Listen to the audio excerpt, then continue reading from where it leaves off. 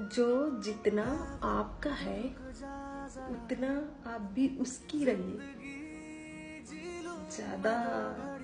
दिल की गुलामी करने से इज्जत नीलाम हो जाती है।